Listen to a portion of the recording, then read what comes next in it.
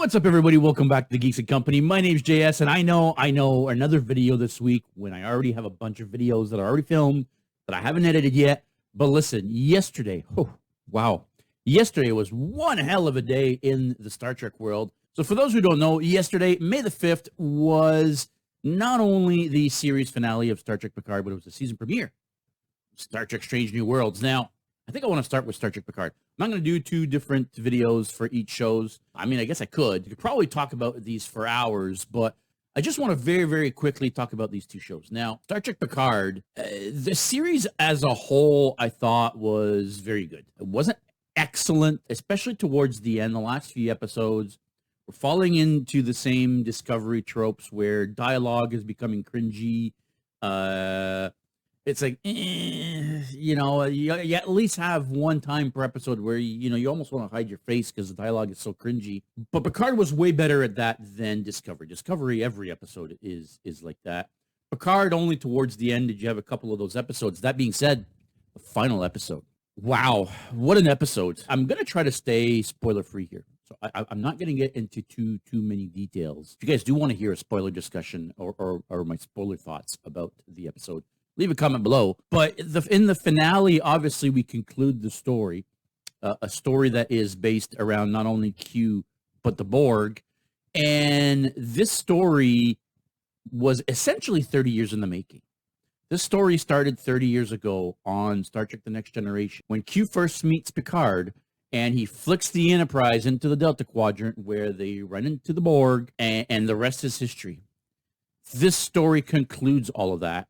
And let me tell you something. At the end, when Q obviously has to make his speech at the end, right? I mean, he is Q after all. You can't expect him to just do something and then disappear and not come and gloat. This time was a little bit different. And I have to say, even just thinking about it is making me emotional. I cried a little bit. I'm not going to lie. I cried a little bit at the end of that episode, or actually, it wasn't even at the end. It was, I want to say, maybe 2/3 of the way through when things actually conclude with the Q storyline. And wow, I don't even know what to say other than I cried a little bit. It was a very emotional moment for me. It was the conclusion of a 30-year story arc for me. One of my favorite TV shows of all time, with one of my favorite villains of all time, finally concluding their affair. That was quite the spectacle. Now, if you were never into The Next Generation, you're very likely not going to have the reaction that I had to the finale of Picard. But if you were a big fan of Next Generation like I was, and you haven't seen the season finale of Picard, make sure you got some tissues with you, because it was one hell of a show. But if we're going to talk about a hell of a show, we can't forget Star Trek Strange New Worlds, folks. Listen, this is the Star Trek everybody's been waiting for. This is finally the old school Trek that we know. Now, a lot of people are complaining about things like, the uniforms, the bridge crew is all female, blah, blah, blah. Listen, I think that this was the closest, truest Trek that we've had probably since Voyager, I want to say. Now, a lot of people are going to tell me, with JS, you didn't really like Voyager. Voyager was not one of my favorites, but I didn't hate it. It was still true to Trek. Since then, it's been tough to call stuff Trek. Even the new movies that I really, really enjoyed were very far departure from what we know as Trek. This, on the other hand, is bang on. So to give everybody a little bit of a synopsis, Star Trek Strange New Worlds is the story of Captain Christopher Pike at the command of the Starship Enterprise. Now, if you don't know, Captain Kirk is not the original captain of the Enterprise. James T. Kirk comes after Captain Pike meets his demise. Again, I don't want to spoil anything for the people that have not seen it. But you know what? I will spoil it because this is from the 60s.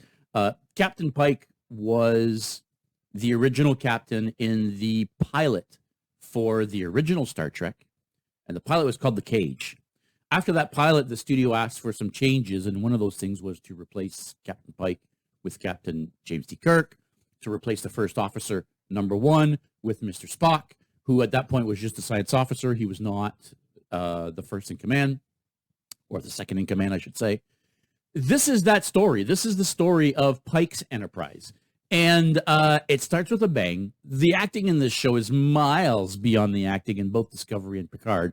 Oh, the acting in Picard wasn't bad. Don't get me wrong. I don't want to be shitting on Picard because I actually did like it. The acting in Discovery, however, that was hard to swallow. Just like the acting in Voyager was a little bit rough. But the acting in Strange New World is top-notch. The characters are great. Anson Mount as Captain Christopher Pike is amazing. Rebecca Romijn as number one, I don't know how they could have found a perfect fit for her.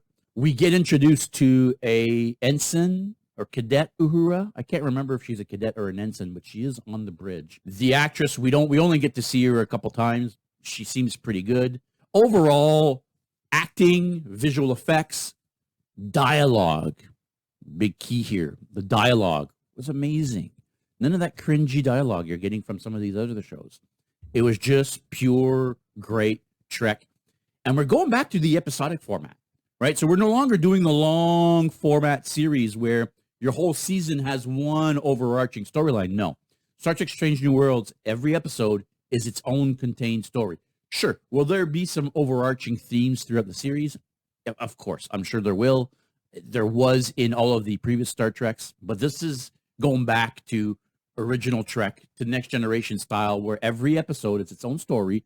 So every episode has a beginning, a middle, and an end. You know, you're not going to have these filler episodes where, man, you know, nothing's really developing from the story. You're just trying to throw a side mission into the overarching story. Well, they're all going to be side missions. So this is going to be fantastic. If these are signs of things to come, are we in for a ride with Strange New Worlds? By the way, the ship. I do want to touch on the ship a little bit because the Enterprise changes a lot. This is not the Enterprise that we know from the original series. Far departure from the Enterprise we know from the original series. You can see they took visual cues, especially for the bridge. The bridge has the same look and feel as the original series, but obviously updated in today's technology. Another thing that I really noticed that really caught my eye was sickbay. Sickbay is massive, and it looks super futuristic, whereas, you know, McCoy's sickbay in the original series was basically 2 beds in a white room with some fake buttons, and that was that. So obviously the ship has gotten bigger and better, which I'm okay with. I mean, does it break continuity if you're going to watch Strange New Worlds before original series? Well, of course. You're talking about a show from 2022 versus a show from the 1960s, right? So, of course, it's going to look better. It's going to look bigger. It's going to look better. The exterior of the ship looks amazing as well. Again, they tried to keep a lot of the great visual cues of the Enterprise, but tweak it a little bit.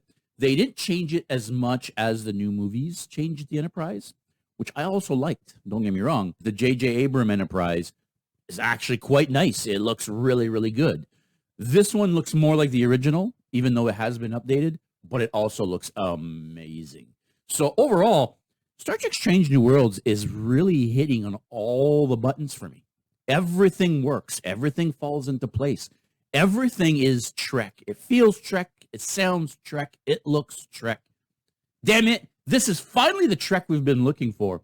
But listen, if you haven't seen any of the 2 shows, make sure you go watch them as soon as possible so nobody spoils it for you, because they really are worth a watch.